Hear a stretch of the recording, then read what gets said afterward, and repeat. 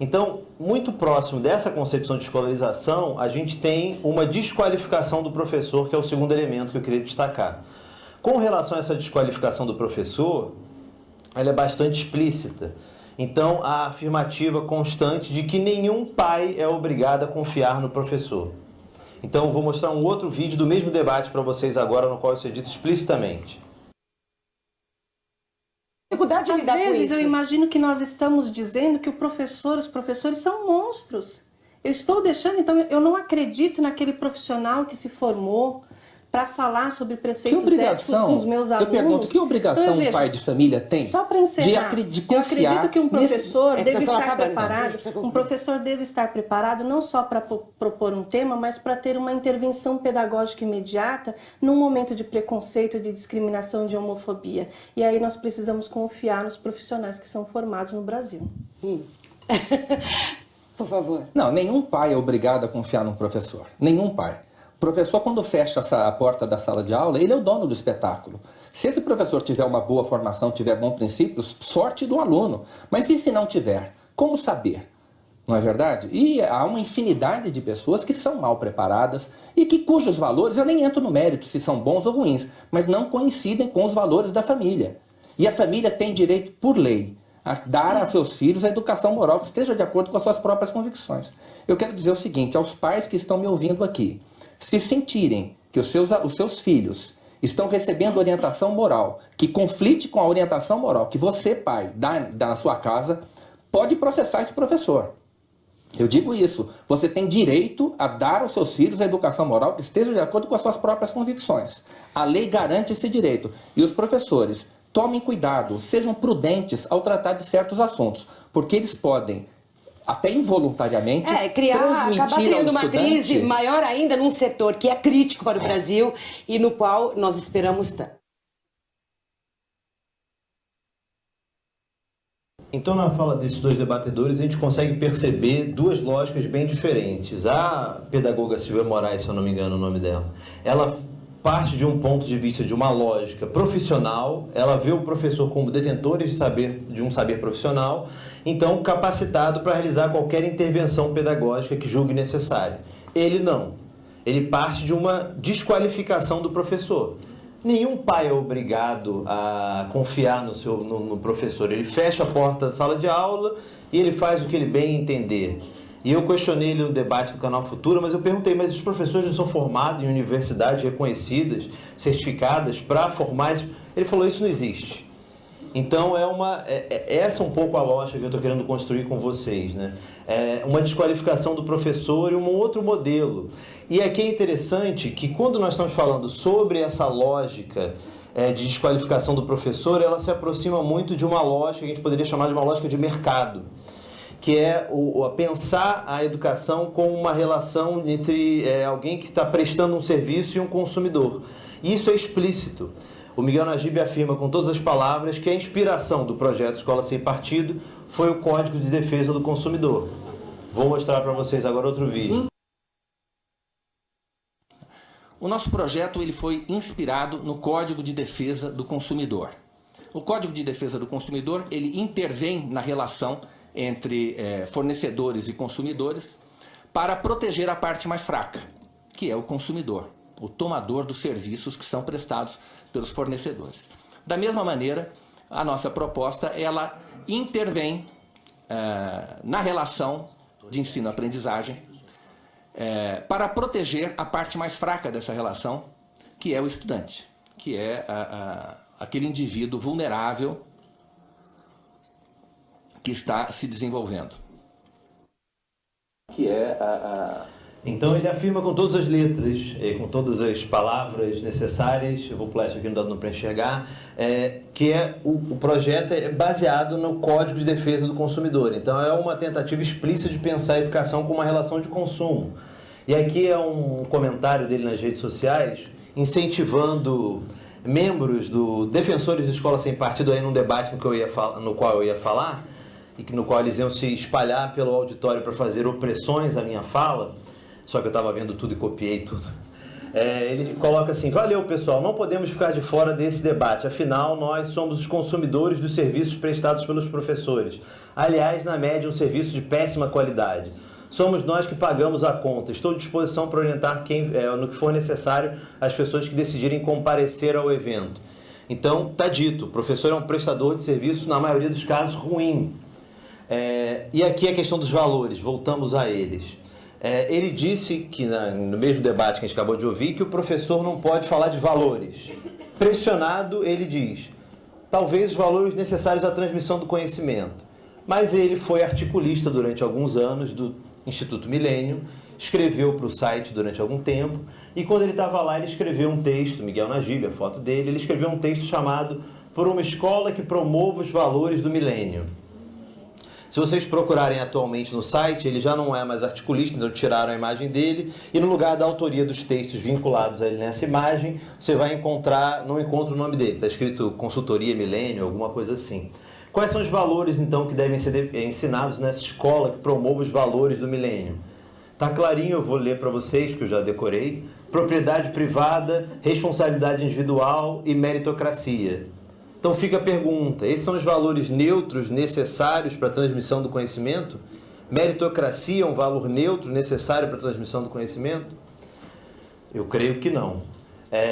Então aqui é aquilo que eu estava falando, quem discute isso de uma maneira bastante significativa é um autor chamado Gert Biesta, num livro chamado A Boa Educação na Era da Mensuração, que ele pensa a oposição entre um modelo profissional e um modelo de mercado. No modelo de mercado, a relação educacional é reduzida a uma relação de consumo. Então, o aluno é o consumidor, ele tem direito de demandar o que ele bem entender do prestador. E aí o Biesta fala para nós que no modelo profissional não é bem assim, porque nós temos que reconhecer o caráter profissional daquele que está prestando um serviço. Mas ele tem uma competência para determinar, em alguns casos, em diálogo, óbvio, como será esse serviço. Então, no caso aqui, eu vejo claramente a defesa desse modelo de mercado. Então, esse é o segundo aspecto que eu queria mostrar para vocês. Agora eu passo um pouco para o projeto, porque essa desqualificação do professor e esse tecnicismo, eles aparecem no projeto. De que maneira? Então, vou usar como referência aqui o PL 867 de 2015, apresentado pelo deputado Isalci, do PSDB do Distrito Federal, que quer incluir entre as diretrizes e bases da Educação Nacional, a LDB, o programa Escola Sem Partido. No projeto, nós temos o artigo 2º, ele fala: a Educação Nacional atenderá aos seguintes princípios. É interessante notar que a nossa Constituição Federal já determina quais são os princípios que devem orientar a educação nacional. E esses princípios são reafirmados literalmente na LDB. Então, o que eu vou fazer com vocês aqui é um exercício de comparar o que aparece no projeto que aparece na nossa Constituição Federal. Então, primeiro princípio, neutralidade política, ideológica e religiosa do Estado. Já falamos um pouco sobre essa oposição entre ideologia e neutralidade. Segundo, pluralismo de ideias no ambiente acadêmico. Como aparece na nossa Constituição? Constituição Federal, artigo 206, inciso 3. Pluralismo de ideias e de concepções pedagógicas. E coexistência de instituições públicas e privadas de ensino. Então, perceba, eles excluíram intencionalmente algo que foi unido de maneira não casual nesse princípio constitucional, que é o pluralismo de ideias e de concepções pedagógicas. Mas eles cortam o pluralismo de concepções pedagógicas. E se a gente continuar nesse exercício, vocês vão perceber claramente qual é o critério de exclusão. Então, seguindo, a liberdade de aprender com projeção específica no campo da educação da liberdade de consciência. Como aparece na nossa Constituição, inciso 2 do artigo 206, liberdade de aprender, ensinar, pesquisar, divulgar o pensamento, a arte e o saber. Então eles excluíram o quê? A liberdade de ensinar. E aí começa a ficar claro, qual é o critério de exclusão? Eles estão excluindo todas as atribuições vinculadas ao ofício do professor, à sua atividade profissional, melhor dizendo, à docência. Então excluíram o pluralismo de concepções pedagógicas, excluíram a liberdade de ensinar, e eles vão mais longe e propõem a exclusão da liberdade de expressão. Então, na sua justificação, no item 5, eles afirmam literalmente que não existe liberdade de expressão no exercício estrito da atividade docente, sob pena de ser anulada a liberdade de consciência e de crença dos estudantes, que formam em sala de aula uma audiência cativa, são nossos prisioneiros. Então, aqui está dito, segundo essa interpretação, o professor seria a única categoria profissional no Brasil inteiro que não teria liberdade de expressão no exercício da sua atividade profissional. Então, todos os elementos, essa desqualificação do professor no projeto, ele aparece como a remoção, e nesse caso aí, até explicitamente, de todas as atribuições do professor, chegando ao extremo de excluir a sua liberdade de expressão. Eu acho até difícil argumentar o absurdo disso aqui, mas eu vou usar uma referência possível, que é a mesma que eles usam. Eu vou recorrer à Convenção Americana sobre Direitos Humanos, que eles gostam muito do artigo 12, que fala sobre a liberdade de pensamento e de consciência. Só que eles esquecem do artigo 13.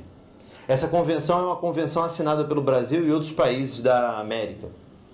E aí, no artigo 13, liberdade de pensamento e expressão, inciso 2, se está dito o seguinte: o exercício do direito previsto no inciso precedente, a liberdade de pensamento e expressão, não pode estar sujeito à censura prévia, mas a responsabilidades ulteriores, que devem ser expressamente fixadas na lei necessárias para assegurar, e aí continua. Mas já ali o que me interessava. Não pode estar sujeito à censura prévia, mas a responsabilidades ulteriores. E é assim com todos. Nós temos a liberdade de expressão, nós falamos e depois temos que ser responsabilizados pelo que nós dizemos. Então, se eu ofender alguém em sala de aula, eu vou ser responsabilizado. Se eu coagir alguém a abandonar a sua crença, eu vou ser responsabilizado. Se eu não falar da matéria, eu vou ser responsabilizado pela escola. Mas dizer que o professor não tem liberdade de expressão, para mim, é uma agressão muito grande a todos nós, né? A todos os professores. E agora, mais uma questão que tem me incomodado, e é que eu faço um breve parênteses. Alguns têm dito que o Escola Sem Partido ele então estaria dentro dessa onda que nós chamamos de os reformadores empresariais da educação, que é aplicar uma lógica de mercado e educação. Eu acho esse, como eu acabei de mostrar, tem um fundamento, mas o aspecto conservador do Escola Sem Partido ele é tão agressivo que mesmo os grupos que nós chamamos de reformadores empresariais de educação, são contra o projeto. Então, por exemplo, o Todos pela Educação acabou de lançar esse documento, inconstitucionalidade do programa Escola Livre, falando especificamente do caso de Alagoas, assinado, tá claro, não dá para ver, mas pelo Todos pela Educação, pela Fundação Roberto Marinho e todas essas fundações, associações e sei lá o que mais. Então, tem um grupo, mesmo esses liberais, nós chamamos de liberais ou neoliberais, tem um grupo que é contra o projeto Escola Sem Partido, mas também tem um grupo que é a favor. E aí esse aqui é um caso, aí a gente não está falando tanto de liberal, mas de conservador já, né? Não sei nem que nome eu daria para isso. Mas esse é um caso que eu tenho usado muito, que é uma revista, um número da Veja que saiu em 2008, que tem uma matéria que para mim exemplifica isso que a gente acabou de discutir. Essa revista ela é importante porque ela traz essa pesquisa de opinião que é usada como referência pela Escola Sem Partido até hoje. Se alguém quiser, depois eu volto ela no debate, senão não vai dar tempo. Mas tem um texto aqui de um indivíduo... eles já colocam aqui a solução Escola Sem Partido, né? Tem um texto que eu acho bastante interessante, que é do Gustavo Schopp, que escreveu recentemente um outro texto incentivando que os pais denunciassem os professores, mas ele coloca que é a neutralidade como dever. E uma das perguntas que foi apresentada nessa pesquisa de opinião e é usada pela Escola Sem Partido até hoje, perguntaram aos professores qual é a principal missão da escola. 3 alternativas: formar para a cidadania, ensinar a matéria ou formar para o trabalho. 78% dos professores responderam formar para a cidadania. Na nossa interpretação, os professores respondem isso porque todas as 3 missões são indissociáveis. Mas na cabeça de um indivíduo como esse, essas missões são dissociáveis. E como ele interpreta então esse dado? E aí entra perfeitamente na desqualificação do professor. Quando se discutem as razões pelas quais o nosso sistema escolar não consegue ensinar a maioria dos alunos a ler e escrever, ou a realizar operações aritméticas simples, muitos supostos fatores vêm à baila. Salário dos professores, a condição de infraestrutura das escolas, o descaso da sociedade, etc. Essa análise parte do pressuposto de que todos os atores do processo educacional estão engajados no mesmo projeto, o que não é verdade. Seguimos ignorando um problema que me parece cada vez mais crucial. O ensino acadêmico é percebido pelos nossos professores como uma tarefa desimportante do processo educacional. Então ele está dizendo que salários, infraestrutura, descaso da sociedade, violência na escola são supostos fatores, porque a gente não estava considerando o verdadeiro, a gente estava partindo de um pressuposto equivocado, que é que os professores querem ensinar. E ele diz que então esse seria o problema da educação brasileira. Mas então, só para mostrar como mesmo dentro desse grupo liberal, temos alguns que são a favor, outros que são contra. Um outro caso que defende muito é o Fernando Schuller, que escreve na época, mas não vou falar muito dele, fica só a referência. E aí eu parto para o terceiro fator, terceiro elemento dessa chave de leitura, que são as estratégias discursivas fascistas.